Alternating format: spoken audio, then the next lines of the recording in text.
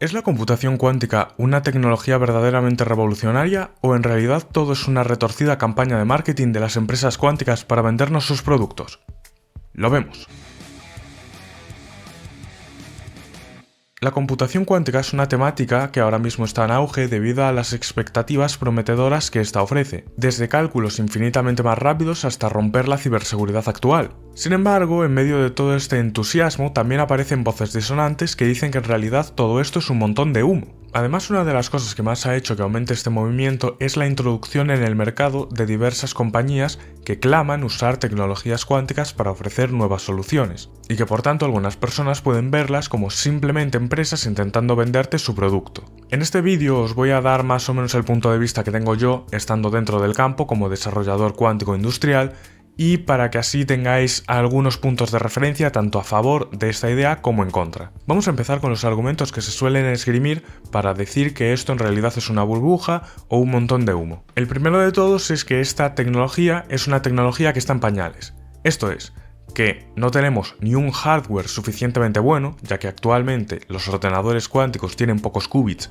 y además las operaciones que realizamos en ellos tienen un montonazo de errores, y que además muchos de los algoritmos propuestos no tienen una ventaja cuántica real en entornos que realmente son interesantes. Por ejemplo, podríamos ver el algoritmo HHL, el cual tiene una ventaja exponencial, pero solamente bajo unas condiciones y unas premisas que normalmente en los casos de interés no se cumplen. Además, por la parte de hardware tenemos el problema de que al tener tan pocos qubits, obviamente no podemos atacar problemas mucho más grandes, y además tenemos que intentar reducir la profundidad de nuestros circuitos cuánticos, lo cual implica que vamos a poder realizar muchas menos operaciones interesantes. Por otro lado, está el argumento de que no existen problemas suficientemente grandes como para que la computación cuántica sea la única alternativa frente a la computación clásica, debido a que existen ciertos algoritmos que son aproximados o algoritmos heurísticos que nos ofrecen unas soluciones suficientemente buenas, y por tanto toda esta investigación y toda esta inversión se verían totalmente desperdiciadas debido al hecho de que ya tendríamos algo que nos podría ofrecer las mismas garantías o incluso cosas mejores, teniendo en cuenta que muchas veces las ventajas de los algoritmos cuánticos se encuentran para problemas extremadamente grandes. Otro argumento puede ser la existencia de otras tecnologías cuánticamente inspiradas como las Tensor Networks, que en principio nos pueden ofrecer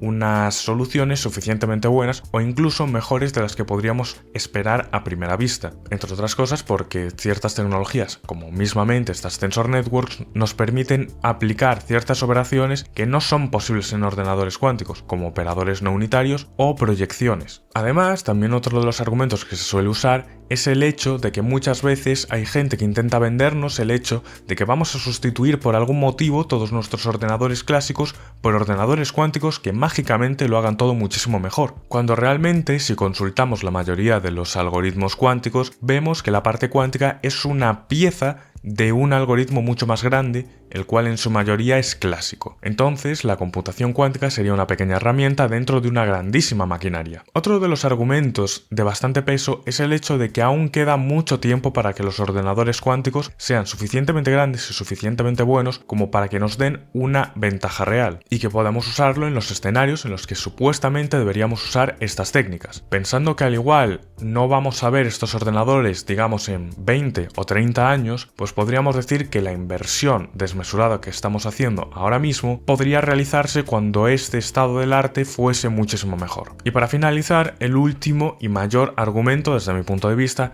que es el hecho de que nada nos garantiza que a fin de cuentas podamos construir un ordenador cuántico suficientemente bueno y suficientemente grande como para alcanzar estas cotas. Esto es, podríamos llegar en algún momento a encontrarnos con unas limitaciones físicas que no nos permitirían conseguir las especificaciones que necesitamos para estas tecnologías. Este tipo de problemas ya se han visto en otras tecnologías prometedoras como eran la fusión fría, así que obviamente deberíamos tranquilizarnos con este tema un poco. ¿O no? Ahora bien, vamos a contestar cada uno de estos argumentos con alguna información que puede ser relevante, puede ser más o menos importante, pero a fin de cuentas son respuestas. El primer argumento de que esta tecnología está en pañales es bastante cierto, debido a que tenemos ordenadores con mucho error y que no son demasiado útiles. Sin embargo, esto es lo que pensaría uno si empezase a utilizar los algoritmos iniciales de este campo. Pero en todo este tiempo se ha ido adaptando y se ha ido creando nuevos algoritmos que son capaces de lidiar con este ruido cuántico. Un ejemplo serían los algoritmos variacionales, en los cuales parte de este ruido y este error cuántico es reabsorbido en los parámetros que nosotros estamos usando para entrenar. Por otro lado, esto también responde al argumento de que tenemos algoritmos que solo sirven en escenarios poco realistas, debido a que estos eran los algoritmos iniciales. Sin embargo, hay muchos algoritmos nuevos que son capaces de lidiar con situaciones que antes no eran tan factibles. Luego tenemos el argumento de que no tenemos problemas relevantes suficientemente grandes en los cuales los algoritmos heurísticos o los algoritmos aproximados no diesen buenas soluciones. Esto es bastante incorrecto debido a que hay bastantes problemas que no se pueden resolver de una manera eficiente de manera clásica. Lo que pasa es que normalmente los problemas que son explorados y los problemas que se usan para parametrizar cosas, para resolver ciertos temas industriales, son precisamente los problemas que sabemos que podemos atacar de alguna forma u otra. Sin embargo, si pudiéramos resolver más tipos de problemas y con tamaños más grandes, obviamente parametrizaríamos las cosas de una manera diferente y por tanto ahí sí que tendríamos claro el hecho de que estos problemas sí que son relevantes y sí necesitamos estos tamaños. Como analogía podríamos pensar en un conjunto de personas que ninguna de ellas sabe nadar ni sabe hacer botes. Obviamente este conjunto de personas no va a preferir vivir en una plataforma en medio del océano, sino que va a preferir vivir en tierra firme. Pues este es el mismo caso que sufre la industria hoy en día. Si supiéramos hacer botes, lo que podríamos hacer sería elegir si vamos a vivir en una plataforma flotante en medio del océano, o si vamos a vivir en tierra, o si vamos a ir alternando entre uno y otro. Además, ya nos estamos encontrando con ciertos casos en los cuales tenemos problemas, como por ejemplo los problemas de optimización combinatoria, donde aunque tenemos métodos extremadamente buenos, como los algoritmos genéticos, estos no pueden cubrir todo el espectro de soluciones que nos gustaría obtener. O tenemos casos como el siguiente que vamos a mencionar, respecto a la ventaja cuántica. Si bien muchos algoritmos no han demostrado que realmente aportan una ventaja cuántica, como por ejemplo en el Quantum Machine Learning, hay muchos otros algoritmos que sí han demostrado esta ventaja teórica, como por ejemplo el algoritmo de Shor,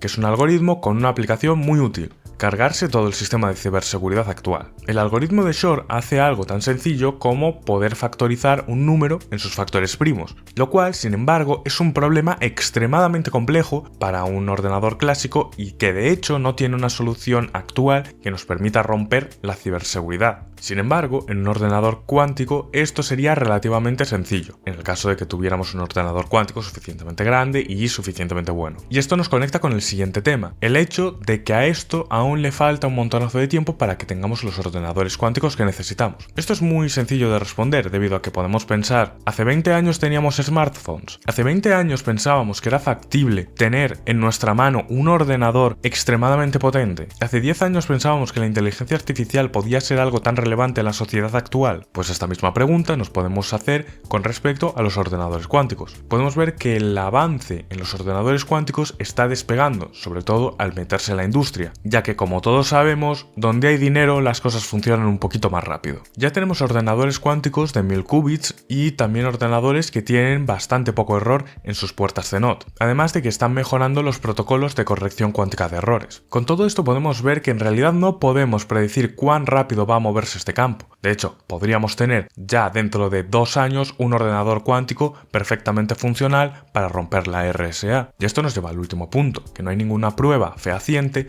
de que todo esto al final vaya a funcionar. Y eso es verdad. De hecho sí, en este punto solo nos queda escoger si creemos que sí va a funcionar o si creemos que no va a funcionar. Como en toda inversión, hay un riesgo y un posible valor esperado. Si al final no se puede, habremos aprendido muchas cosas en el camino. Y si al final sí que se puede, obviamente los que no lo hayan seguido van a haber perdido una enorme oportunidad. Así que decidme vosotros en comentarios qué pensáis al respecto. Así que ya sabéis, si os ha gustado podéis dar like, si no os ha gustado dislike, y si creéis que le puede interesar a alguien podéis compartírselo. Así que nos vemos en el siguiente vídeo.